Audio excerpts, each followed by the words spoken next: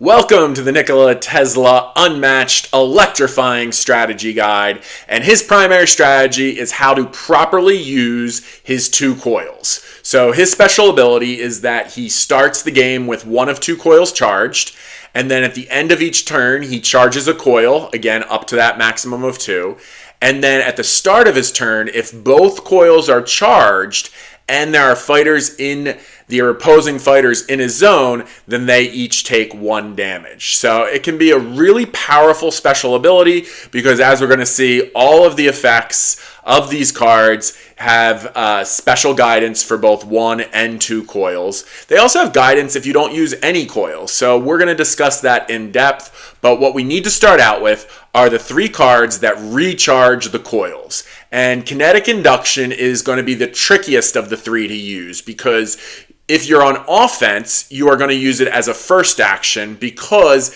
it charges one coil. So if you're starting out a turn with only zero or because of defense or one coil, then you're going to want to play it right in the beginning, charges one coil, and if you happen to win the battle, even though it only has a face value of two, then you get to charge both coils. Now on defense, you're going to want to use it second because most likely you go into the defensive turn with both coils charged, but possibly on a first action defense, you might spend a coil or two because it's necessitated.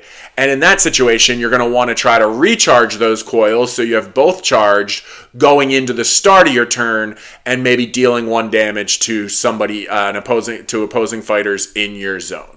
So again, kinetic induction, it's a great recharge. Use it if you need it on a first action offense or a second action defense.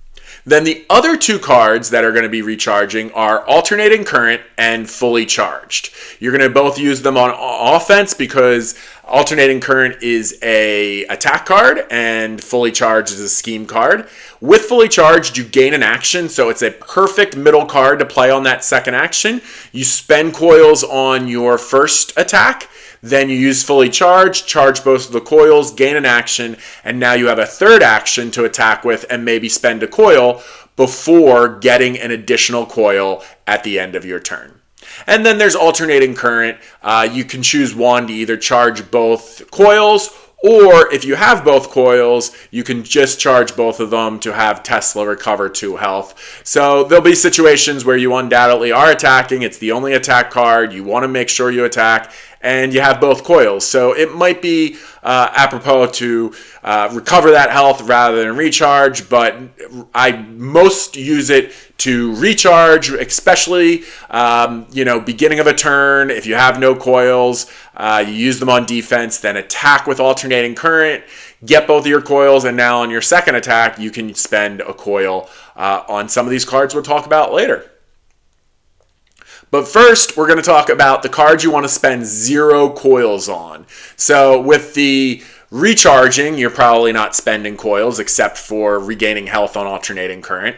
And these two cards, you rarely want to trigger the coils, so you want to put them in your category of not spending any coils. And on defense, that's going to be intense experimentation. We always want to avoid using the coils on defense if we don't need to. You draw one card after combat without spending any coils. One coil, you get an additional card, and then 2 coils, you draw 2 additional cards, and Tesla recovers 1 health. So, I don't want to spend coils on drawing cards. That's what movement is going to be for. You also have to be careful of exhaustion, and you're getting 1 card just by the after combat effects anyway. And then Repulsion Blast. I don't want us to spend any coils there because after combat, you move the opposing fighter up to 2 spaces. And that is great if you're trying to flee, after offense going into defense, or if you're having a tough time on that first attack on defense, play it on that first action, get away, and a melee character, or maybe you'll even be out of range for another ranged character, cannot attack. If you are in a situation, though, where you need maybe up to 4 spaces, then spending a coil can move Tesla also up to 2 spaces. So 2 on the opponent, 2 for Tesla. That can be helpful. And if you're at the end game, the opponent doesn't have many cards left, or they're near exhaustion, don't have many cards in their hand, and you think you can take advantage of that on your next action or two, then discharging 2 coils, your opponent also discards 1 random card. But for the most part, repulsion blast, intense experimentation, we don't want to use any coils if we don't have to. So before we move on from Repulsion Blast, I should note that if you're on offense and it's your second action, then you might as well use a coil. So in that sense, it might be worthwhile to use on offense, second action, the moving 2 more spaces if you want to get 4 spaces away. Very helpful if you're playing against another attack figure. And the reason that we're suggesting this is at the end of your turn, you do recharge 1 coil automatically. So if possible, you always want to end your offensive turn with only 1 coil, no more than 1, no less than 1, because you will recharge it and have 2 going into your defensive stand that way. These other cards, we want you to also spend 1 coil on. 7 hurts, probably the most powerful, and that is because you may discharge a coil and gain 1 action. So as we mentioned with the scheme, it's very good. You play that first, you scheme, gain yet another action, and you can just layer on attacks and recharges, and then use more coils to attack and apply more damage. For the second coil of 7 hurts, you draw an additional card. And as we mentioned, we don't want to be drawing additional cards if we don't have to. And then there's Lightning Storm. So, it's really the best thing you can do. If you can get 2 points of damage for each coil, that is great. Whereas 1 point is good enough. And so in this situation, you deal 1 damage to each fighter in your zone if you discharge a coil after combat. So, it's great on a second action. You might as well spend it for Lightning Storm. You cause that damage, and then you recharge the second coil because it's the end of your turn.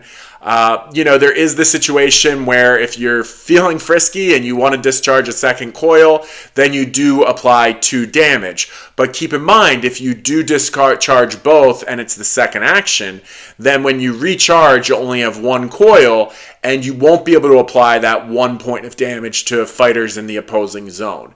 Now, that might be okay because they might move out of your zone knowing that you have that special ability, but then you start your defensive and offensive turn with only 1 coil charge. So it's always better if you don't spend that second coil on Lightning Storm, and this way you have both charged and maybe can apply the same damage anyway.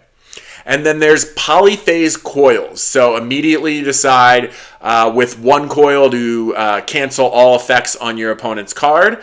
Whereas 2 coils, you also ignore that card's value. So we now leave the only spend 1 coil to, it depends. Spend at least 1 coil, but you might want to spend 2. And that's because if you're playing Medusa or Bigfoot and the card's value is an enormous amount, then you're going to want in that situation to use the second coil and ignore the card's value, especially on defense. So Polyphase Coils has a power of a face value of 3.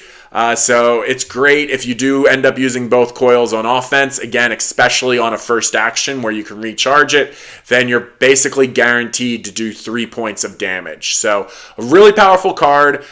You want to use it in those spots where you know you can cancel effects that are going to really harm you. But even then, you might not want to spend a coil. If it is a card that doesn't have any effects that will harm you in that turn, then you don't have to spend a coil.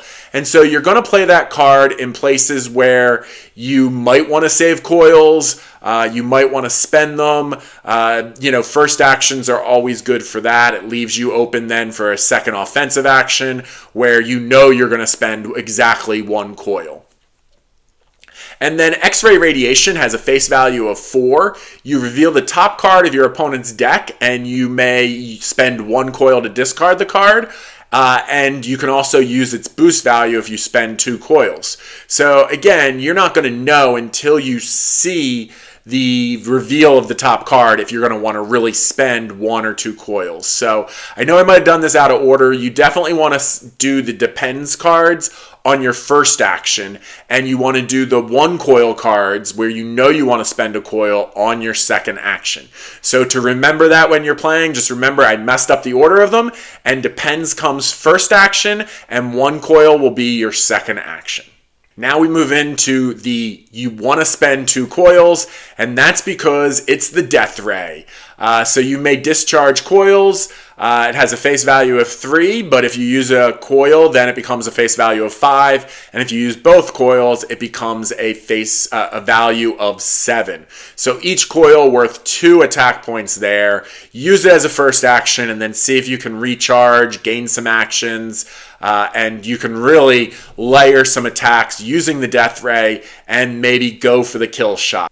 And then we have the final card, a scheme card, remote control. There's 2 of them in the deck. Move all opposing fighters up to 2 spaces. Gain 1 action. It's a good card if you're trying to flee or set up certain mechanics where you need to be in a certain range. And then the boost value of that scheme card is 3, so you can also just use it to boost your movement. So I would look for remote control to be that card to get you where you need to be on the board. And like I said, if you play it, you gain an action. It's not a super powerful card, but it does help you if you need to move around. So to sum up the strategy for Tesla, you want to make sure that you don't use as many coils on defense. You want to use, if you have recharge and gain action cards, then you want to use the powerful death ray and other coil using cards on the first action. Then you want to scheme and gain that action and recharge your coils on the second action. And then you'll have a third action to do more with. And if you're not going to do that type of attack, then also consider using the depends early on in your turn, usually on a first action. If it's worthwhile to use those cards, then use them. See if you can recharge them later in the turn. And if you don't use those coils, then turn to the cards where you're going to use 1 coil, because at the end of your turn, you get to recharge 1 coil, and you'll leave the offensive turn with 2 coils going into defense. And then the depends cards, they're both versatile, really good to use on defense because, again, you don't want to use coils on defense, but if it really improves the stance in your game, if you can avoid a lot of damage, then it might be worthwhile to spend 1 or 2 of the coils on those depend cards, which are X-ray, radiation, and polyphase coils. So thanks again for watching our Tesla strategy guide. I hope it was electrifying and edifying for you. Make sure to subscribe to this channel and like this video. Comment for characters you want to see us do strategy guides on in the future. Hope that you had a good time. Thank you.